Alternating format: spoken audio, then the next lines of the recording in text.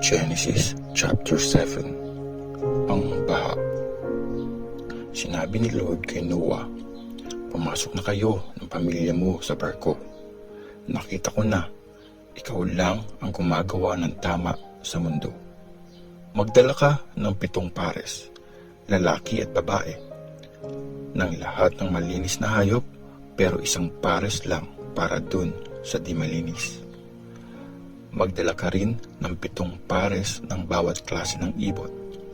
Gawin mo ito para mapagparami ulit sila sa mundo.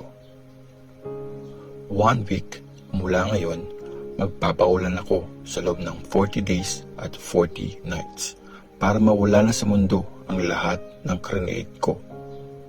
At ginawa nga ni Noah ang lahat ng inutos sa kanya ni Lord. 600 years old na si Noah nung bumaha sa mundo. Pumasok siya sa barko, pati ang asawa niya, mga anak at mga asawa ng mga anak niya para di sila malunod sa baha. 1 lalaki at 1 babae ng bawat hayop at ibon, malinis man o hindi, ang kasama ni Noah sa barko, gaya ng inutos ng Diyos. After 7 days, buhanga sa mundo. Nung 600 years old na si Noah, sa pang-17 na araw ng pangalawang buwan, nabuksan ang lahat ng mga bukal sa ilalim ng lupa. Nabuksan din ang mga bintana ng langit at umulan sa loob ng 40 days at 40 nights. Nung araw ding yun, pumasok sa barko si Noah at ang asawa niya, ang mga anak niyang sina Shem, Ham at Japet, at ang mga asawa nila. Kasama din nila dun ang lahat ng klase ng hayop, maamo at mabangis, malaki at maliit, at lahat ng klase ng ibon. 1 lalaki at 1 babae ng lahat ng hayop ang kasama ni Noah sa barko, gaya ng utos ng Diyos.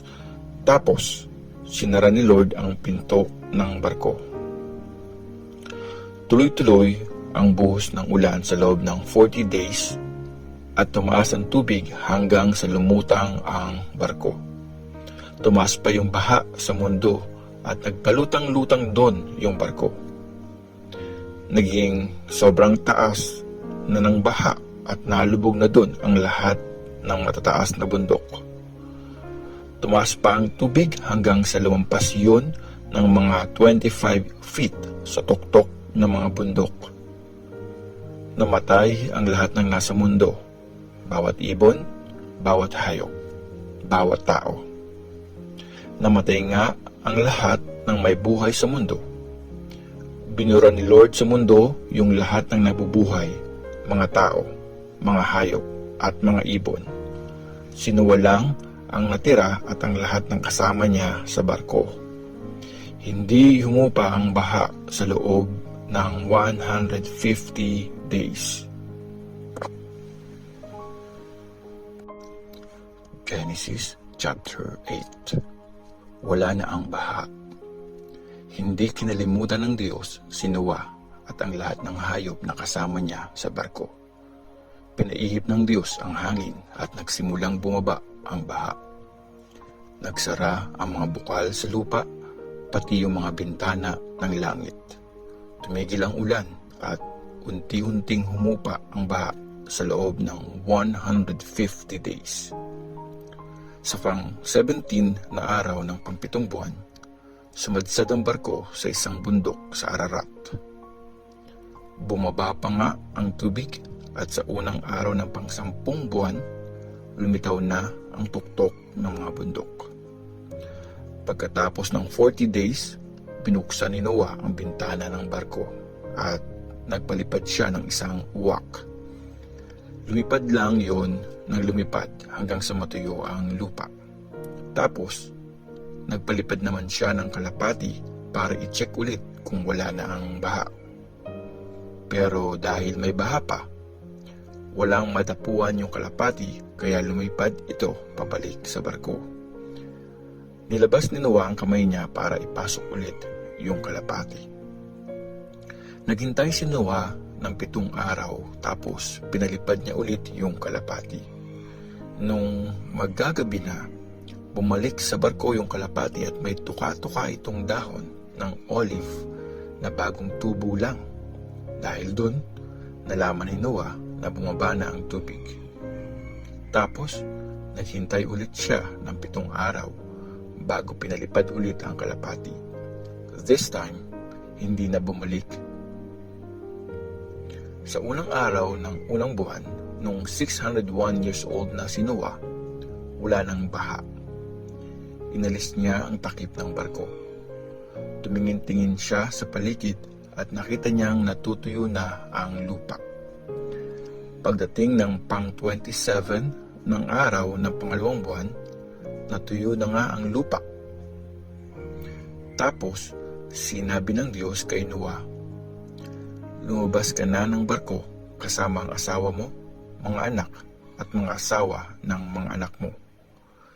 Palabasin mo rin ang lahat ng mga kasama mong ibon at hayop para magkaroon sila ng maraming anak at magparami sila sa buong mundo. Lumabas nga si Noah ng barko kasama ang buong pamilya niya. Grupo-grupo namang lumabas ng barko ang lahat ng mga hayop, lahat ng mga ibon, at lahat ng mga gumagapang at gumagalaw sa lupa. Nag-offer si Noah ng sacrifice. Tapos, gumawa si Noah ng altar para kay Lord. Kumuha siya ng isa sa bawat klase ng malinis na hayop at ibon, at sinunog ang mga yon bilang sacrifice. Natuwa si Lord nung naamoy niya yung sacrifice at sinabi niya sa sarili, hindi ko na ulit susumpain ng lupa dahil sa mga tao, kasi bata pa lang. Masama na ang nasa puso nila, hindi ko na ulit buburin sa mundo ang bawat buhay na kinrate ko, kagaya ng ginawa ko ngayon. Hanggat meron pang mundo, laging may panahon ng pagtatanim at panahon ng pag-aani. Laging darating ang panahon ng taglamig at tag-init, tag-araw at tag-ulan, umaga at gabi. Genesis chapter 9. Ang kasunduan ng Diyos kay Noah. Blines ng Diyos si Noah at ang mga anak niya at sinabi sa kanila, magkaroon kayo ng maraming anak, magpakarami kayo at punuin niyo ang buong mundo. Matatakot sa inyo ang lahat ng mga hayop, lahat ng mga gumagapang sa lupa, mga ibon sa langit, at mga isda sa dagat. Magiging under silang lahat sa kontrol nyo. Pwede nyo nang kainin ang lahat ng hayop na nabubuhay at gumagalaw, gaya ng mga halamang binigay ko para makain nyo. Binibigay ko na silang lahat sa inyo. Pero huwag kayong kakain ng karne na may dugo pa. Pinagbabawal ko yun kasi nasa dugo ang buhay. Buhay ang magiging kapalit pag may taong pinatay. Mapahayop man o tao ang pumatay. Sino mang pumatay ng kapwa niya ay papatayin ko din kasi create ang tao na gaya sa Diyos. Magkaroon nga kayo ng maraming anak. Magpakarami kayo at punuin nyo ng lahi nyo ang mundo.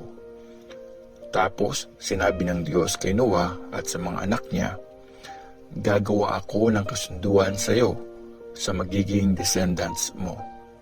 At sa lahat ng may buhay na kasama niyong lumabas ng barko, lahat ng ibon at hayop, promise ko sa inyo, di ko na ulit papatayin sa baha ang lahat ng may buhay. Hindi na ulit wawasakin ng baha ang mundo. Bilang sign ng kasunduan ko sa inyo at sa lahat ng kasama niyong may buhay, hanggang sa lahat ng susunod pang generation, maglalagay ako ng rainbow sa mga ulap. Yun ang sign ng kasunduan ko sa mundo. Tuwing may mga ulap sa langit at may makikitang rainbow, maalala ko ang promise ko sa inyo at sa lahat ng hayop na hindi na uulit wawasakin ng baha ang lahat ng may buhay.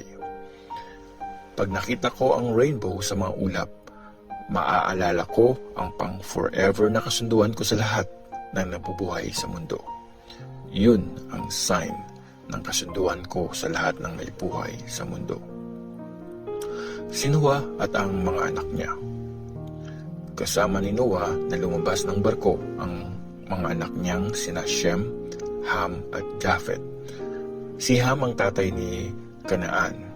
Silang tatlo na mga anak ni Noah ang ninuno ng lahat ng tao sa mundo. Si Noah na isang farmer ang unang taong nagtanim ng ubasan. Isang araw, minom si Noah ng alak. Nalasing siya at nakatulog sa tent niya nang walang suot na kahit ano. Nung makita ni Ham na hubad ang tatay niya, lumabas siya at sinabi yon sa dalawa niyang kapatid. Kaya kumuha sina Shem at Japheth ng kumot at inladlad yon sa likod nila. Tapos, sabay silang naglakad pa atras sa tent sa katinakpan ang katawan ng tatay nila. Hindi sila lumingon para di nila makitang nakahubad si Noah. Nung hindi nalasing si Noah, nalaman niya ang ginawa sa kanya ng bunso niya. Kaya sinabi niya, sumpain si Kanaan. Magiging pinakamababang alipin siya ng mga kapatid niya. Sinabi pa niya, praise the Lord. Magiging alipin ni Shem si Kanaan. Dagdagan sana ng Diyos ang mga lupain ni Japheth. Mabuhay sana ang lahi niya kasama ni Shem. At magiging alipin ni Japheth si Kanaan. Pagkatapos ng baha, nabuhay pa si Noah ng 350 years. Namatay siya sa edad na 950.